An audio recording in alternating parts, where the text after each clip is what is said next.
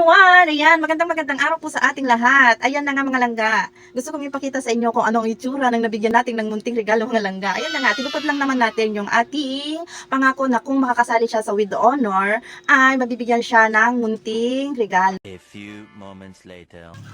Tara!